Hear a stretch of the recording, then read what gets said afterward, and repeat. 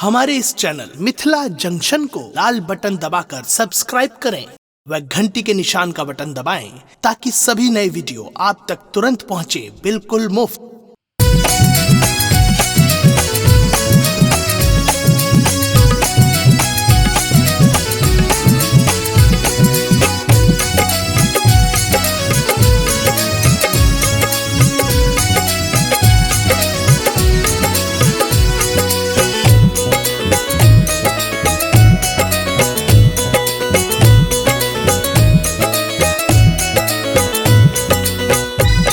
अपने सुन रही थी गंगा कैसे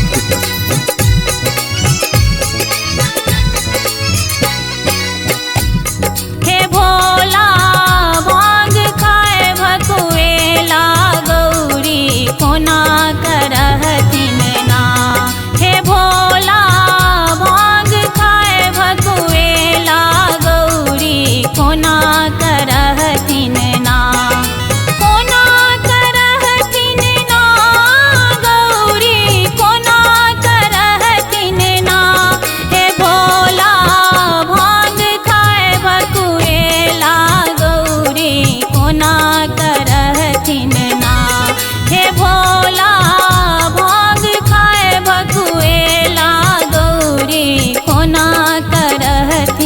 ना।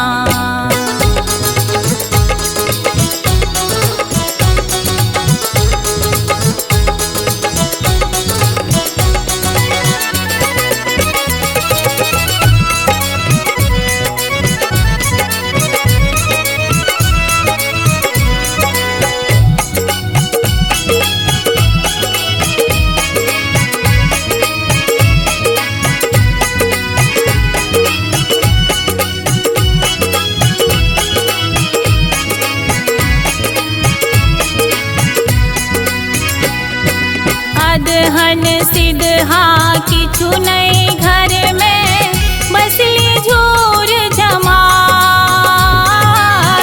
अदहन सिदहा किछु नहीं घर में बसली झूर जमार।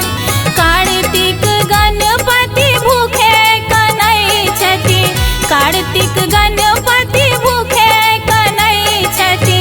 बिलखति नैन पसारी गौरी कोना करहती ना। भोला भांग खाए भकुएला गौरी कोना करहती ना।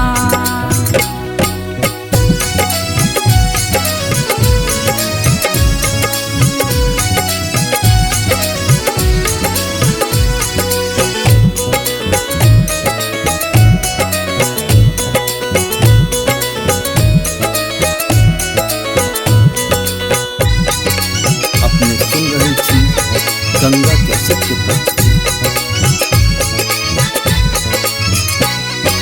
सांप मूस दोनों बिहरी में गेलै, बस हा गेलै पराई।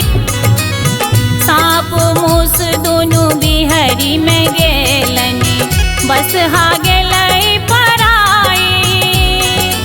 अपने भोला मसान बैसल छथि, अपने भोला मसान बैसल छथि। डमरू लेलनि हराए गौरी कोना करहथिन ना।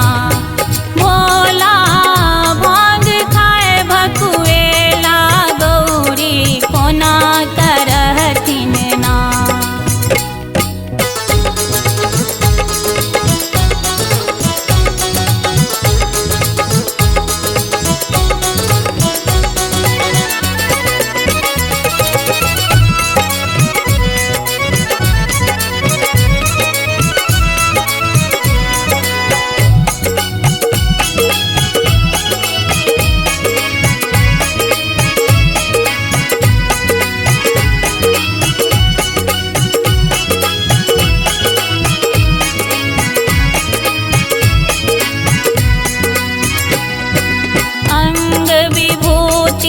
तन बाघांबर रूप